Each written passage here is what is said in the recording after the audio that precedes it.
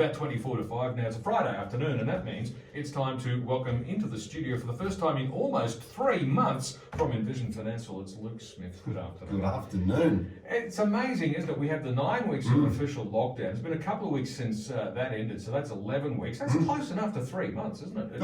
Mate, it feels like my first time. I'm all excited and butterflies and, look, it's great to be back in the studio and be able to do it face to face. It's been a little trying, but we just deal with what we can at the time. It's funny though that now that you're here, it's like you've never been away.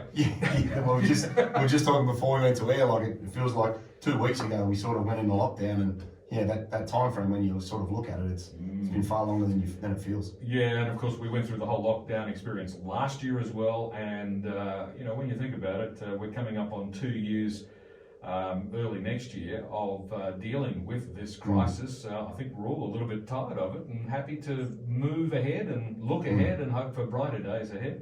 Yeah, it was. I was drifting into my daughter's school car park on Monday morning with everything I had. So yes, there were many parents out there and many colleagues I've got fist pumping that school was back, and I think that takes a lot of the domestic pressure off. So yeah, onwards and upwards. Onwards and upwards, absolutely.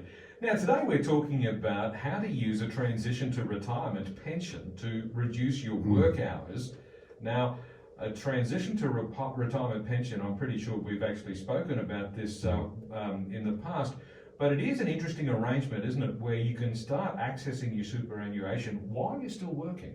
Yeah, look, spot on. It's very topical. It seems to be on people's minds at the moment. I've had a lot of inquiries from people about this, because they've had some time at home. They've really liked, being able to get stuff done, and it's made people think, well, if I did Monday, Tuesday, Wednesday, or maybe through to Thursday, I could have Fridays at home, and well, how could I do that? And this is a great way of using the legislation, as you've just said. You can access accumulated superannuation, provided you've met your Commonwealth preservation age, depending on the year that you're born. So for the youngsters out there, you're over 60.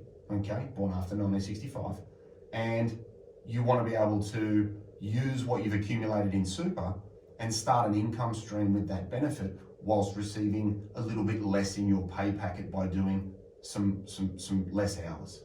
So it's a great way to maintain lifestyle. It's a great way to maybe duck down the coast and use that coast property that you haven't been to for forever.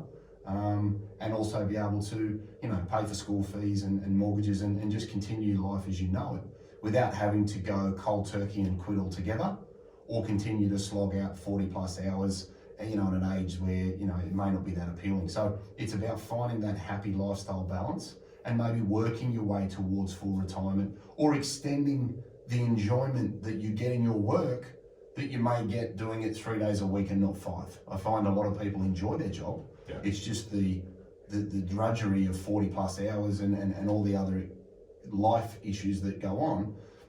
It's far more sustainable at 3 days. So transitioning is a great way to sort of put a foot in each camp and work towards full retirement in the future. A lot of people imagine that retirement is all about working out your days at your full-time job, and then all of a sudden the last day arrives and you have an office party and say goodbye, and then you start retirement cold turkey.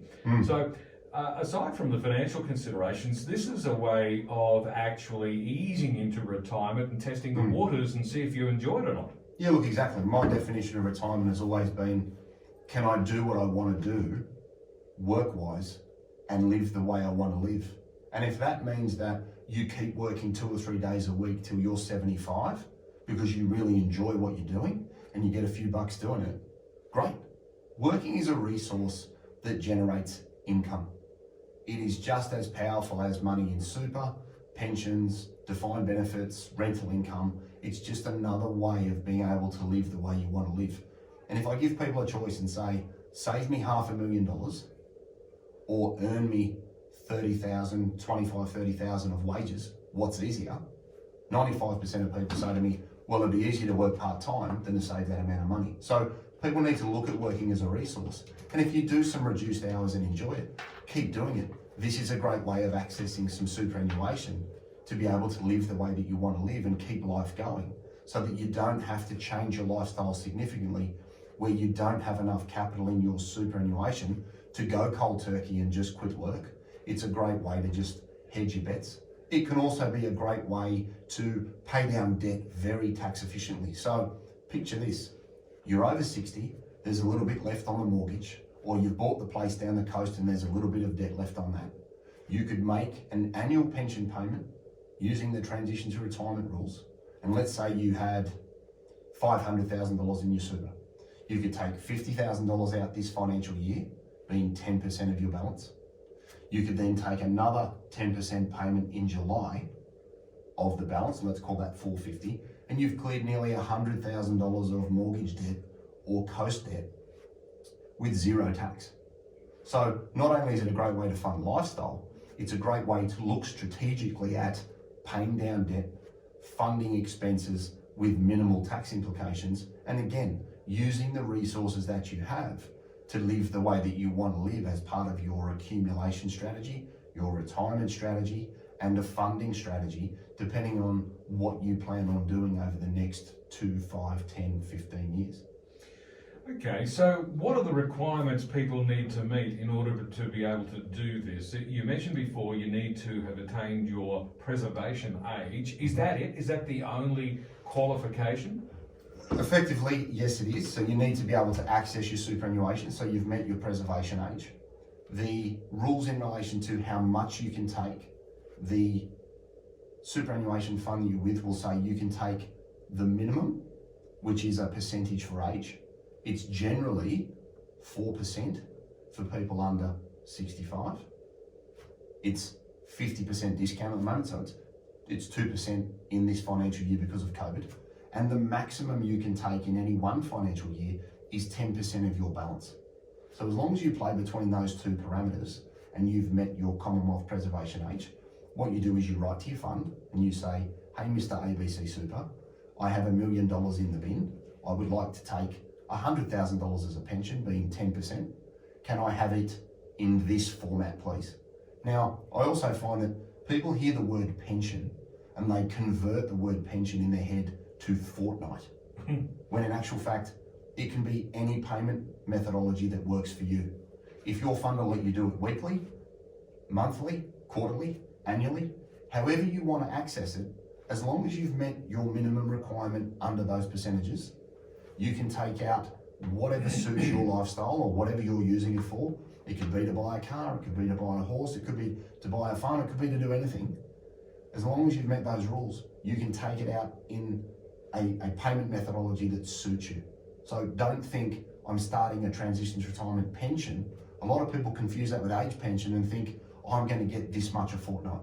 You can actually take it out as an annual payment to make a large capital purchase if you want. So as long as you're at your preservation age, you've met your minimum to maximums, you're between those two goalposts, and you have the liquidity in your fund. Now you may need to sell some assets to be able to take that money out, and that just comes down to how you manage your superannuation account. But as long as you've met those two things and you write to your fund and tell them, there'll be some mandatory paperwork to complete, and then that will be paid out to you and you can use that money in conjunction with less wages, or you can even stay working full time and use that 10% payment as a pension to put it back into super and increase your deductible contributions to lower your tax. So oh, now that's just black magic, that one. It's pretty sexy, right? But it's not illegal, and it's you know, it's about bending and not breaking, right? So again, strategically there are benefits from a tax perspective in relation to transition as well. Not just that you're going to reduce your work hours. It could be a great way to bolster a spouse's super. Could be a great way to make deductible contributions because you're paying off your home. It could be a great way to fund an investment property debt that you have in another structure. There are lots of other strategic considerations for transition to retirement income streams, but the big one I'm finding at the moment is people have had enough of working full time. They like the idea of doing a bit from home, and can I make that new hybrid model that a lot of businesses are sort of working towards work for individuals and get the most out of their cash flow. Okay, so what do people have to do to take advantage of this arrangement, the transition to retirement pension? So I'd be looking at your ongoing cash flow and knowing how much you need to meet your costs. I'd be then speaking with your employer and saying, look, in the role that I undertake, is there the ability to do this 3 days a week, 4 days a week? Now, some jobs may allow you to do that. some may not. So speak with your employer and see if it's available. Check your superannuation fund. Now this is a big one because the assumption that it's always available, you can come unstuck. So if you're a government employee and you're in the CSS, yes, you can do this. If you're in the PSS, you can't do this, purely because of the way that the fund is structured and the way that they calculate their benefits. If you're in a normal accumulation fund or you have a self-managed superannuation fund, no problems whatsoever. So check that your fund allows it. The vast majority of instances it will be the case. Know what you need to draw. So don't take out more than you need so that you can continue to see your superannuation grow.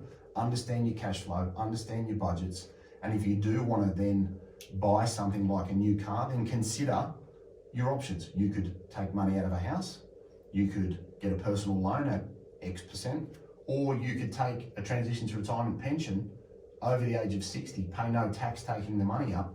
That may be a much cheaper way to buy the car that you've been working 30 or 40 years to get. So think about the strategic benefit of doing it. Don't necessarily do it just because your friends are doing it. And remember that you need to play between those general minimums of 4 and 10 for people under the age of 65. And one of the requirements here is that you reduce your working hours. So in some situations, your employer may require you to turn around and say, well, you're doing 40 hours at the moment. We need to transition. We want to see you do 35. Yeah. You don't have to necessarily change your employment hours where you can make a designation to the super fund that you're of your Commonwealth preservation age and you want to start an income stream. You don't actually need to physically reduce your hours, but some employers, like the CSS, they like to see that change of working timeframes to legitimise the transition aspect of the legislation, but it's not mandatory. I was going to ask, if you're required to reduce your working hours to qualify to do this, then could you change your mind later and work more hours again without it being impacted? Look, and exactly. So in that example, you can stop these things. So you could have a transition to retirement pension for 2 years and then write to your fund and say, right, I want to go back to accumulation. And that just means turn off the pension and you stop taking money out. You can do that at any time you want. You could even, if you want to get real cheeky, you could start it in May, take an annual payment out in June, take another annual payment out in July, so you've got 10% of your balance in a couple of weeks, and then later in the year turn that off and go back to accumulation. So there's many ways to skin the cat. Or pat the cat. We're not allowed to skin the cat anymore. We've got to pat the cat. You can't skin it, and you can't swing it either. No. Well, if anyone from Peter's listening, we're pro cat. I'm with Luke Smith from Envision Financial. Today we're talking about how to use a transition to retirement pension to reduce your working hours. It's about 10 to 5. We'll be back with more in just a moment.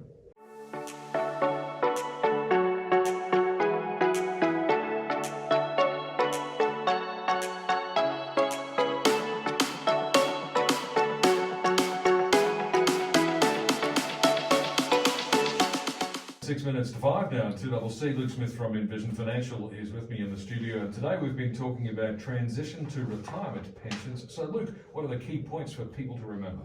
Yeah, so remember you need to meet your Commonwealth preservation age to be able to access your benefits. Play within your minimum and maximum ranges, depending on your age. Ensure your fund allows you to do it.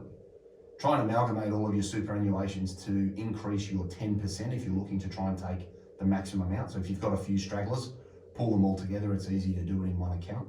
If you do start a transition to retirement pension, keep in mind that you will need another super account to receive personal or employer payments, because under the rules, once you start a pension, you can't add to it with regular contributions. So keep in mind that you'll need another account for money still going in if you're working. Make sure that you use it for the right reasons. You know, do the numbers, do the maths. Inside a transition to retirement pension account is not tax-free. They used to be, the legislation was changed, so you pay 15% tax on earnings like normal accumulation. But for people over 60, it's a great way to pay down non-deductible debt, meet capital expenses with tax-free money, and limit the need to be able to save. And primarily, if you do fancy doing 4 days a week, see what you would need to draw as a pension to top up the wages that you'll lose, so that, you know, to use my mate Andrew's catchphrase, live your best life.